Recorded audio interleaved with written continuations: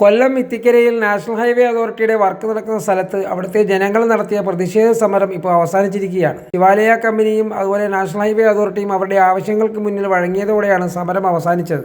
ഒരു പ്രദേശത്തെ ജനങ്ങളുടെ സഞ്ചാര സ്വാതന്ത്ര്യം പൂർണ്ണമായി തടഞ്ഞുകൊണ്ടാണ് അവിടെ കരാർ കമ്പനി വർക്കുകൾ തുടങ്ങാനിരുന്നത്. നിരവധി പ്രതിഷേധങ്ങൾക്കും സമരങ്ങൾക്കും ഒടുവിലാണ് ഇപ്പോൾ നിലവിൽ അവിടെ നിർമ്മിച്ചിരിക്കുന്ന അണ്ടർപാസേജ് തന്നെ യാഥാർത്ഥ്യമായത്.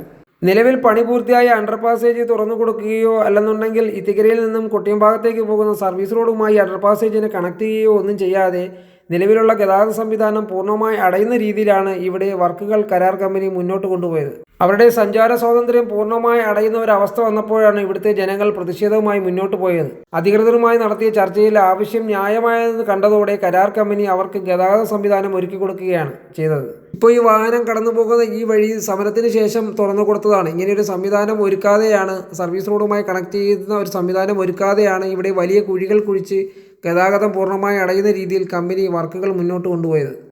ഇത്തിക്കരയിൽ നിന്നും കൊട്ടിയംഭാഗത്തേക്കുള്ള സർവീസ് റോഡുമായി അണ്ടർപാസേജ് കണക്ട് ചെയ്യാതെ വന്നതോടുകൂടി ഇവിടുത്തെ ജനങ്ങൾ കൊട്ടിയംഭാഗത്തേക്ക് പോകാൻ ഇതുവഴി അണ്ടർപാസേജ് വഴി കയറി പിന്നിലേക്ക് സഞ്ചരിച്ച് തിരുമുക്ക് വഴി ചെന്ന് ആറുവരിപ്പാതയിൽ കയറി കോട്ടയത്തേക്ക് പോകേണ്ട ഒരു അവസ്ഥയാണ് ഉണ്ടായിരുന്നത്.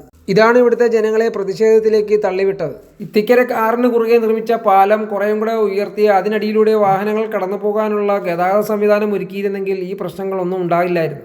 ആറുവരിപ്പാത കൃത്യമായി നിർമ്മിച്ച നാഷണൽ ഹൈവേ അതോറിറ്റി കേരളത്തിലെ സവിശേഷത കണക്കിലെടുക്കാതെ പല ജംഗ്ഷനുകളിലും നിർമ്മിച്ചിരിക്കുന്ന അണ്ടർപാസേജുകൾ ഇപ്പോൾ ഗതാഗതയോഗ്യമല്ലാത്ത രീതിയിലായി മാറിയിരിക്കുകയാണ്. വാഹനങ്ങൾക്ക് തിരിയാനും കയറി ഇറങ്ങാനും ഒന്നും പറ്റാത്ത ഒരവസ്ഥയിലാണ് പല അണ്ടർപാസേജുകളും ഇപ്പോൾ നിലവിൽ പണിഞ്ഞു വെച്ചിരിക്കുന്നത്.